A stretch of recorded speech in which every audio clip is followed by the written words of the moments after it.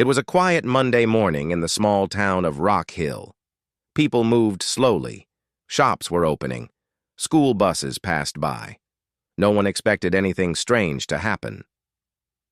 At the town's bus station, a woman stepped off the 6:15 a.m. express. She wore a gray hoodie, jeans, and carried a black backpack. Her head was low, and she walked with calm steps. Her name was Maya Harris. She looked like a traveler, maybe a visitor. But in a town like Rock Hill, where everyone knew everyone, a stranger always stood out. And that morning, someone made a call. "There's a woman here. She looks suspicious. Dark clothes. Just walking around quietly." That's all it took. Within 10 minutes, 2 police cars pulled up near the station. 3 officers stepped out quickly. They didn't ask questions.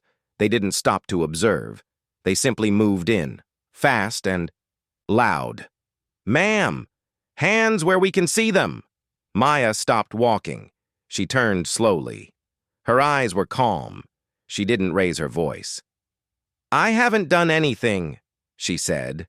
But the officers didn't listen. They surrounded her. One grabbed her arms. Another searched her backpack roughly. People began gathering. Some took out phones. Others whispered, "Must be a thief, maybe a runaway. Looks like trouble." The officers handcuffed her, and all she said, in a low voice, was, "You don't know what mistake you're making." Officer Jake, the one in charge, smirked. "She's too calm. That's what makes it worse." He pushed her into the back of the police car. No ID, no answers, just silence. But Officer Danny Lewis, the youngest officer in the team, watched Maya closely. Something felt wrong. Not with her. With the whole situation. Back at the station, Maya was placed in a cold holding cell. Still no answers. Still handcuffed. "She hasn't even asked for a lawyer," Jake said, sipping coffee. "Maybe she knows she's caught." But Danny shook his head. "She doesn't look scared. She looks like she's watching us." Jake laughed. "Relax, rookie. She's probably just some drifter."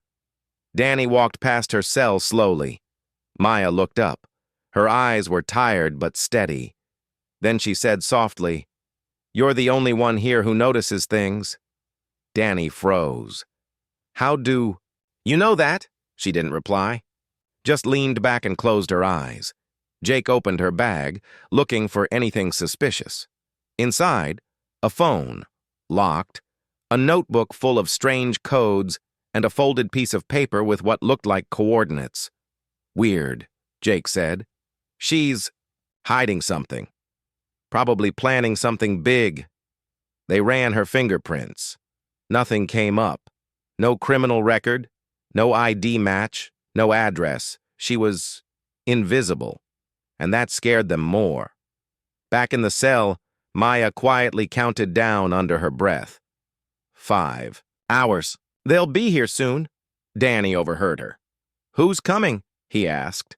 She opened her eyes. "The ones who actually know who I am." Danny felt a chill. He walked away but couldn't stop thinking about her. By now, news of the arrest had reached social media. A woman in a hoodie. A mysterious arrest. People in town started commenting. "Gotta be a criminal. Strange people bringing trouble. Why won't she speak?" But none of them knew the truth. That Maya had been trained not to speak, not to break cover, not to reveal who she was until the right moment, because Maya Harris wasn't a criminal. She was something else. At 1 p.m. sharp, a black SUV pulled up outside the Rock Hill police station. 2 men in suits stepped out. They walked in, flashed badges, and said only 5 words. "Where is Special Agent Harris?" Everyone in the room stopped. Jake almost dropped his coffee. Danny's eyes widened. "You mean the woman we arrested?" The taller agent looked him in the eye. "You arrested a federal agent on assignment." Jake ran to the holding cell. Maya stood calmly. "You ready?" one agent asked her. She nodded. "I warned them." Danny opened the cell. She stepped out, smooth and confident. No anger, just power. She walked past Jake. He opened his mouth to speak but said nothing. Maya didn't even look at him. She just said quietly, "Next time, ask questions before putting on the cuffs." As the SUV drove away with Maya inside, the town watched. The police station buzzed with confusion. And people online? They were now deleting their old comments because the criminal they had judged was actually FBI Special Agent Maya Harris, sent undercover to investigate something far bigger than anyone had guessed. But the damage was already done. The town had revealed who they really were. And Maya?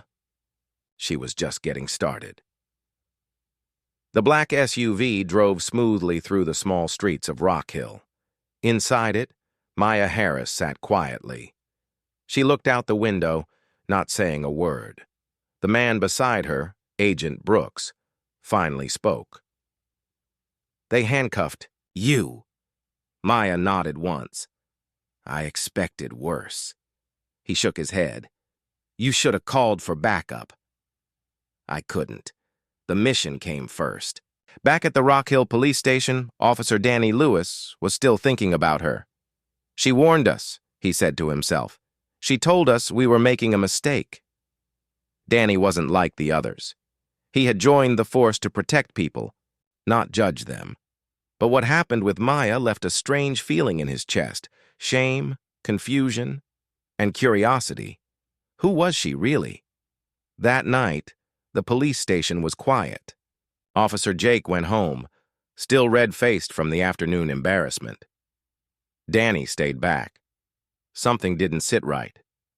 He opened the evidence drawer and pulled out Maya's phone, still locked. But now he noticed a small sticker on the side of the phone. It wasn't a decoration. It was a classified federal marker. Danny's eyes widened. "This wasn't just a mistake," he whispered. "We arrested someone with clearance." He looked around, alone. He leaned in and whispered the words Maya had spoken in the cell. "You're the only one here who notices things." Meanwhile, at a safe house outside Rock Hill, Maya sat at a desk. In front of her were documents, maps, photos of people in the town, photos of someone she had been tracking, a man named Walter Finch, a respected businessman in Rock Hill, owned a warehouse, sponsored local events, even donated to the police department. But Maya knew better. Walter Finch was no hero. He was part of a secret trafficking network. And her job? To get close enough to expose it from the inside. That's why she came alone. That's why she dressed down. That's why she let herself get arrested. To see how deep the town's bias and corruption ran, and now she had her answer. Agent Brooks entered the room. "You sure about this? Going back there?" Maya nodded.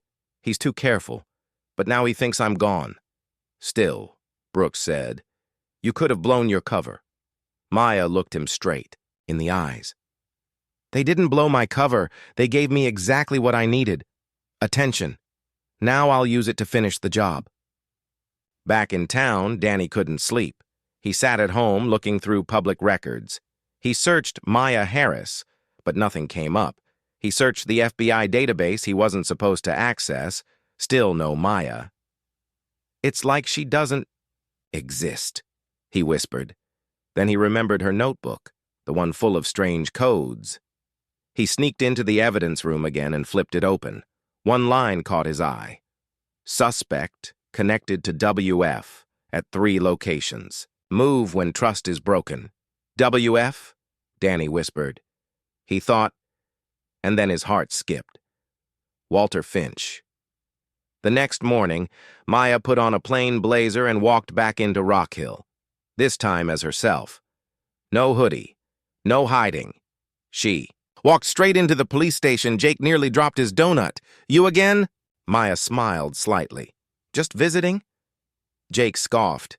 "You've got some nerve." Maya stepped close. "I've got something else, too."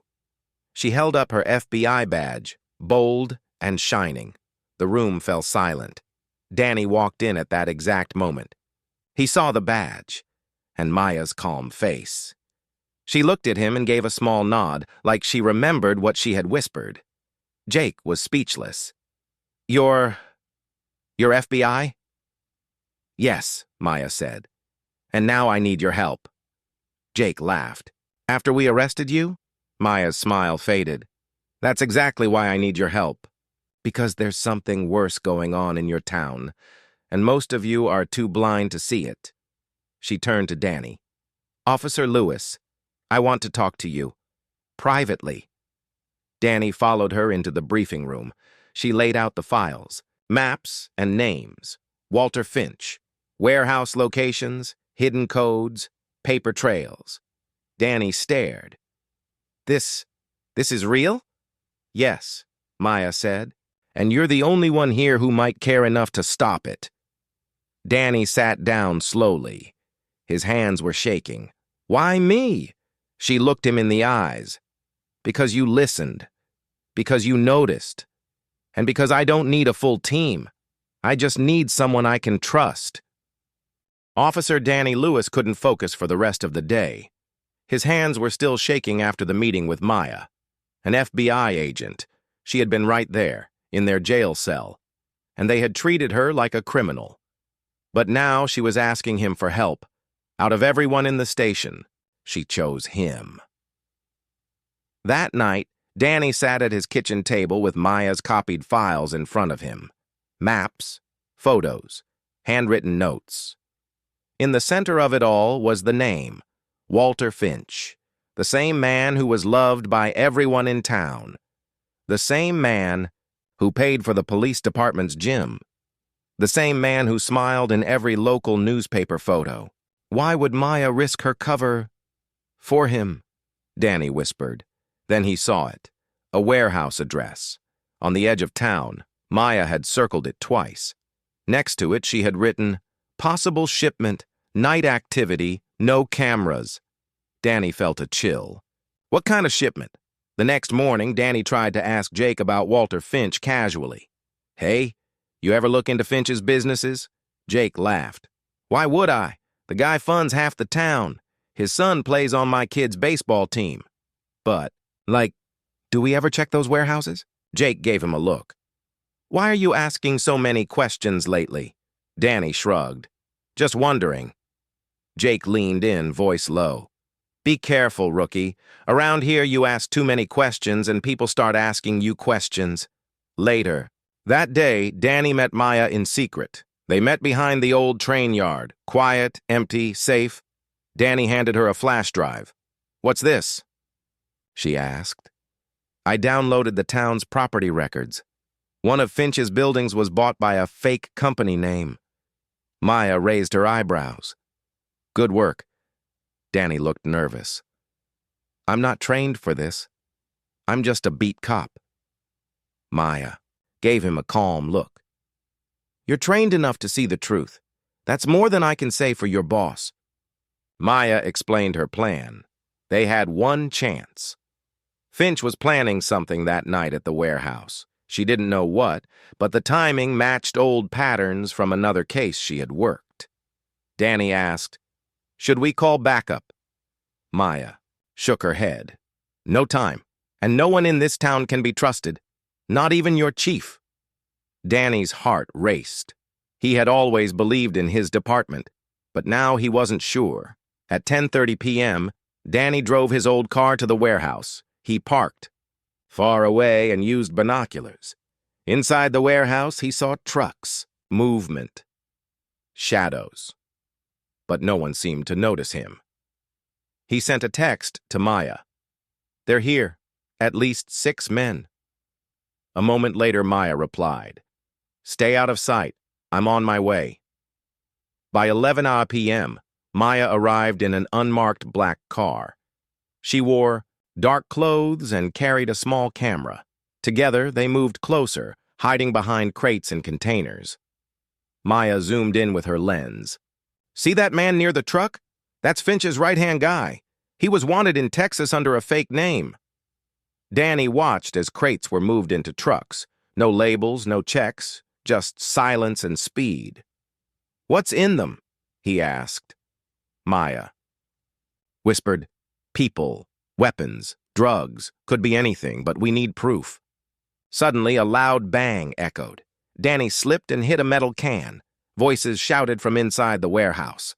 "Someone's out there! Go check!" Maya grabbed Danny's arm. "Run! Now!" They sprinted through the yard, hiding behind fences, but footsteps followed. Two men with flashlights searched the area. Danny and Maya ducked low behind a dumpster. Danny was breathing hard. "I think they saw us." Maya checked her camera. "Doesn't matter. I got the photos. That's enough for now." They waited until the men walked away. Then they slipped out through a back alley. Safe at last, Danny looked at her. "I can't believe this is real." Maya nodded. "It is. And now you're part of it." Danny swallowed hard. "What happens next?" Maya looked up at the sky. "Now we go to war." The next day, news in town was normal. A photo of Walter Finch smiling at a school donation event. No one knew what happened the night before, but two people did. Maya and Danny. And now, the mission was no longer hers alone. Maya sat alone in the safe house.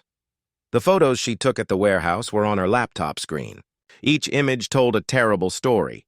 Crates being loaded into trucks in the dark, men with guns, no security, no labels, no questions. She finally had proof. But now came the harder part. What would she do with it? And could she trust anyone to help her? Meanwhile, Officer Danny Lewis was having a hard time sleeping. He kept hearing the echo of footsteps behind him, the sound of crates sliding. Maya whispering, "Now we go to war."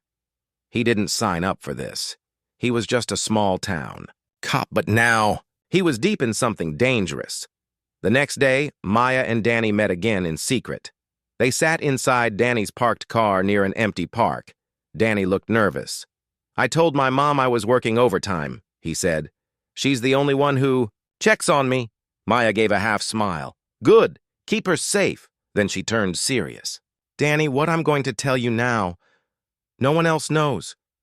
And if you decide to walk away after this, I won't stop you." Danny nodded slowly. "I'm listening." Maya took a deep breath. "I wasn't supposed to be here. I was working. A case in D.C., a big one. Trafficking ring, government ties. We were close to shutting it down." "But?" Danny asked. Maya looked away.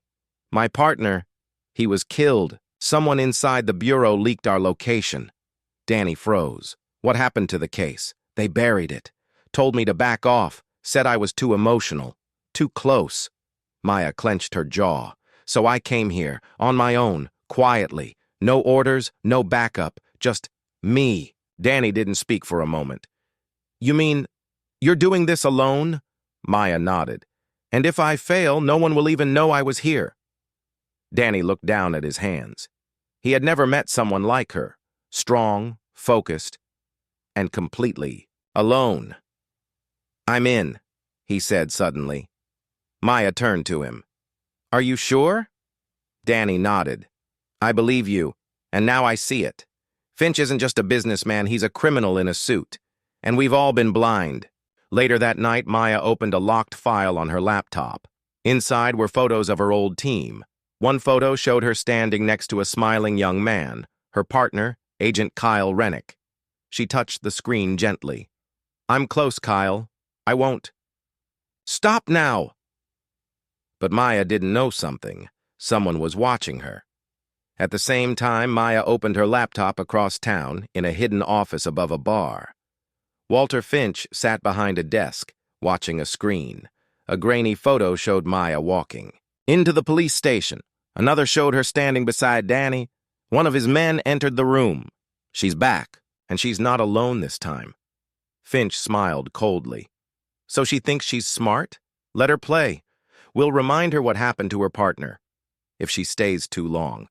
Back at the station, Danny tried to act normal, but something had changed. He no longer saw Finch's name as a badge of honor. He saw it as a warning.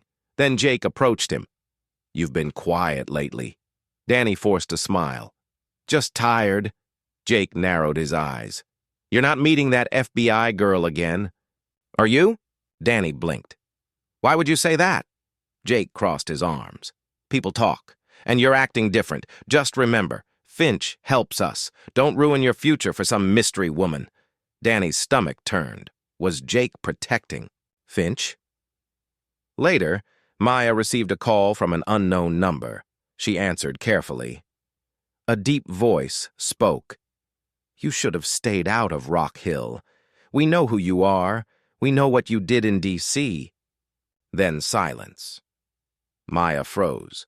Only 3 people knew what really happened in D.C. One of them was dead. One had betrayed her, and the third was her. She stood up, heart racing. They found me. Danny's phone buzzed, a text from Maya. It started. They know I'm here. Be careful. Trust no one. Danny looked out the station window.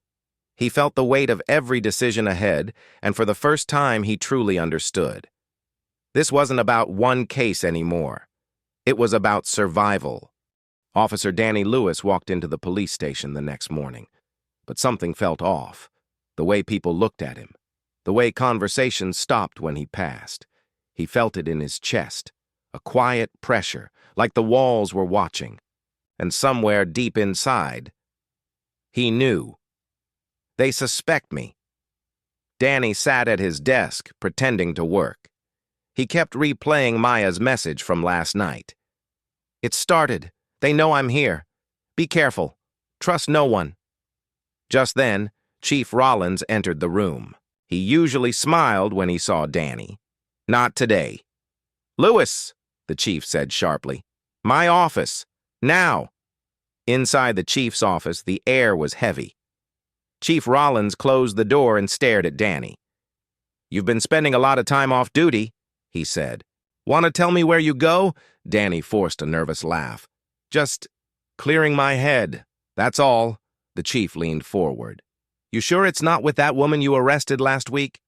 Danny's heart skipped. What woman? He asked, too quickly. Chief Rollins raised an eyebrow. You know exactly who. Danny didn't answer. The chief continued. Listen, son, I like you, but if you're playing with fire, you'll get burned. Stay away from her. Danny nodded quietly, but his mind screamed, too late. That night, Danny met Maya in a parking lot outside an abandoned store. She stepped out of the shadows. You were followed, she said. Danny spun around but saw no one. I didn't notice anyone. You weren't supposed to, Maya replied. They used a decoy, but I lost them. Danny looked shaken. This is getting worse. Maya nodded. We're running out of time. They're preparing something big, maybe a transport, but I can't stop it from the outside. Danny looked at her carefully. Then maybe you go inside. The next day, Maya walked into the police station like she owned the place, dressed sharp, confident, calm. Jake nearly choked on his coffee. What is she doing here? Chief Rollins stormed out of his office. Maya Harris? He growled. Yes, she said, holding up a legal warrant. This station is now under federal observation. I will be working from here. Any questions? Rollins turned red. You're not welcome here. Maya stepped closer.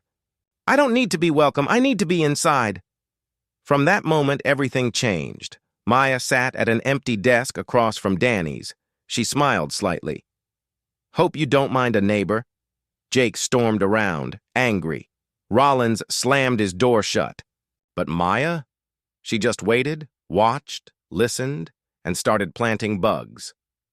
Later that day, Maya showed Danny a small flash drive. I planted 2 mics, one in the chief's office, one in the evidence room. Danny looked shocked. Already? Maya smiled. I don't waste time.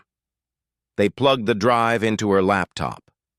Voices came through, crackling, whispering. Then one clear sentence from Chief Rollins. Finch says the shipment leaves Friday. Make sure no one gets curious. Danny's blood ran cold. The chief wasn't just protecting Finch. He was working for him. Maya looked at Danny. You okay? Danny's voice was low. He was like a father to me. Maya placed a hand on his shoulder. I know how that feels. But now we know who's loyal and who's not. Suddenly, Maya's laptop screen flickered. Someone was trying to hack her feed. She unplugged it fast. They're inside the system, she whispered. Someone on the tech team. They know I'm listening. Danny looked at her. What do we do now? Maya took a deep breath. Now we set our trap. They're watching me. Good. Let them think I'm one step behind, while we move 2 steps ahead. That night, Maya uploaded a fake report into the police database. She made it look like she was tracking the wrong warehouse. She knew Finch's team would see it, and they'd relax. They'd think she was lost. At 1 a.m., Finch sat in his office with his phone in hand. She's clever, he said to his men, but she's slipping. One of his guards laughed. She's chasing the wrong lead. Finch smirked. Good. Let her run in circles. The real shipment will leave Friday, and by the time she finds out, we'll be long gone. Back at the station, Maya turned to Danny. They think they've won. Danny asked, Have they? Maya stared at the screen. No. She looked at the map of Rock Hill. A red mark circled the real warehouse. They're walking right into our trap, and they don't even know it. Friday night came like a storm. Rain poured from the sky. Thunder echoed across Rock Hill. But inside a dark warehouse at the edge of town. Trucks were moving. Men in black jackets loaded crates quickly. No one spoke. No one asked questions. This was Walter Finch's final move. After tonight, everything would disappear. Money, evidence, people gone. At the same time, Officer Danny Lewis sat in his car, heart pounding. He checked his watch, 11:43 p.m. He looked at the message on his phone. Stay in position. We move at midnight. Emichi gripped the steering wheel tightly. This was it. One wrong step, and everything would fall apart. Maya sat inside a surveillance van 2 blocks away. Her laptop showed live feeds from 3 small hidden cameras. One was outside the warehouse gate, one inside, near the loading dock. And the third? Secretly planted in Finch's own truck. She had eyes on everything, but no backup. Not yet. Her request to the FBI was ignored. No agents sent, no helicopters. Just silence. She turned to Danny on her earpiece. Are you ready? Danny's voice came through. I've never been more scared in my life. Maya smiled. That means you're paying attention. At 11:58 p.m., a black SUV rolled into the warehouse lot. Walter Finch stepped out with 2 bodyguards. He wore a raincoat and a cold smile. Let's finish this, he said. Inside the warehouse, the last few crates were sealed shut. One of his men asked, Do we move now? Finch checked his watch. 2 minutes. Back in the van, Maya pressed a button. She sent one final signal to Danny. He moved quickly, quietly, to the back gate. There, he placed a tracker under one of the leaving trucks. Then he ran back to his car. Done. Tracker's in place, he whispered. Copy that, Maya replied. But suddenly, bang! A loud noise cracked through the radio, then yelling, then silence. Maya's screen went black. One by one, the camera feeds died. She tried to reconnect. Nothing. They found the bugs, she whispered. Then the warehouse exploded in chaos. Men ran in all directions. 2 trucks sped off into the night. Finch yelled at his guards. Find out who's watching us! Maya grabbed her keys and started the van. She spoke into the mic. Danny, get out of there now. It's blown. They know. No answer. Danny, do you copy? Still no response. Her hands shook. Danny? Then static. Then a whisper. I'm okay. I'm hiding behind the tire shop. They almost caught me. Relief washed over her. Don't move. I'm coming to you. 10 minutes later, Maya pulled into the alley behind the tire shop. Danny jumped into the van, soaked and shaking. They had guns, Maya. They were going to shoot. But they didn't, she said softly. You made it. They sat in silence for a moment, rain tapping the roof. Then Danny asked, "What now?" "They're gone. We lost everything." Maya opened her laptop. She smiled. "No, we still have this." She pulled up a small blinking dot on the screen. The tracker was still live. It was moving west, fast. "They think they escaped, but we're still with them." In another part of town, Finch sat in a safe house. He sipped a drink, calm and quiet. "We did it," one of his men said. Finch nodded slowly. "No, not yet." He stared at a photo of Maya on the table. "She's too quiet. She's planning something. She always is." Then he whispered, "End her, before she ends me." Back at the van, Maya watched the blinking dot. She leaned back in her chair. "This isn't over," she said. Danny nodded. "It's just beginning." The van raced through the wet streets of Rock Hill. Maya gripped the wheel tightly, her eyes locked on the tracker blinking on her laptop. Danny sat beside her, still catching his breath. "They're heading west," Maya said, "straight toward the highway." Danny checked his gun. "What's the plan if they see us?" Maya didn't answer right away. Then she looked at him. "We don't get caught. We get the truth." The tracker led them down a narrow road outside the city. Rain turned into fog and the trees grew thicker. Maya slowed the van. "There," she whispered. Up ahead, 2 trucks sat near an old barn. No lights. No movement. Danny leaned forward.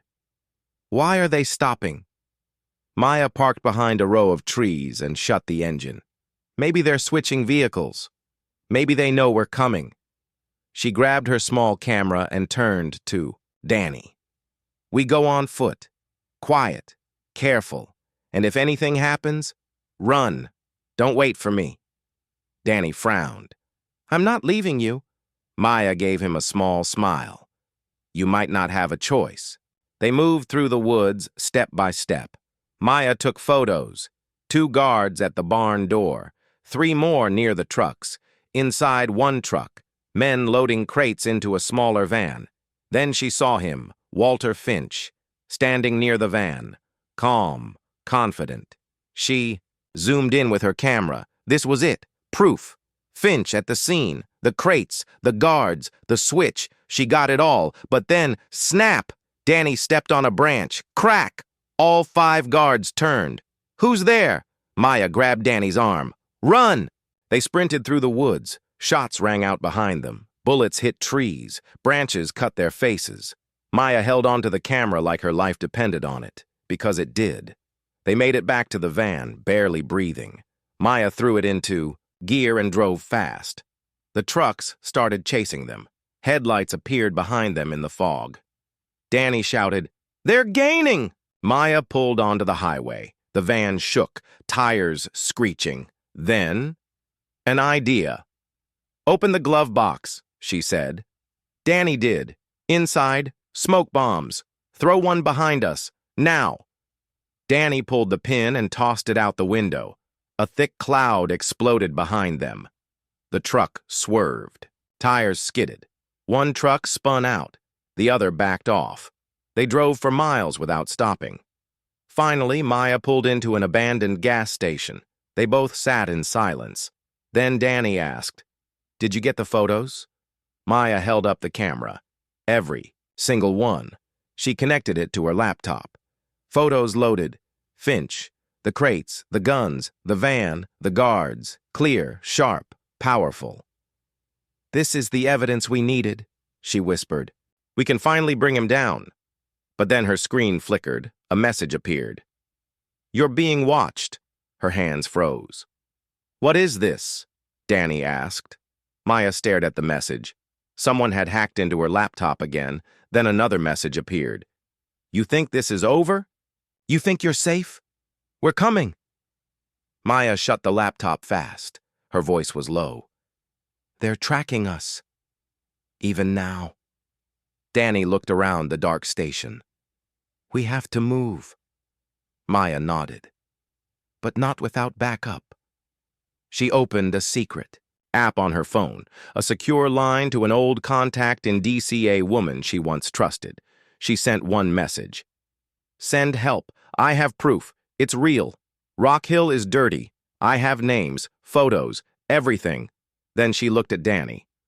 If she answers, everything changes. Meanwhile, miles away, Finch sat in his dark office. One of his men entered.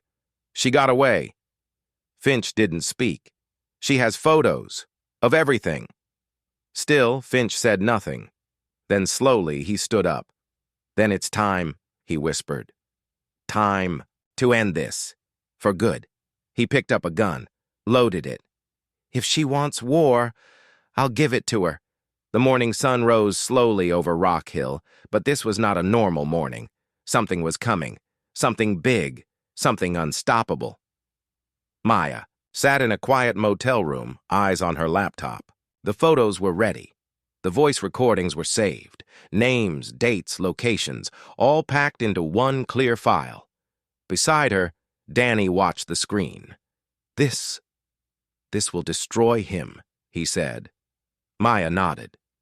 Good. He destroyed too many lives. Then, her phone buzzed. A reply from her old FBI contact. A single message. Received. Going live in 30 minutes. Stay safe. Maya's heart beat faster. It was happening.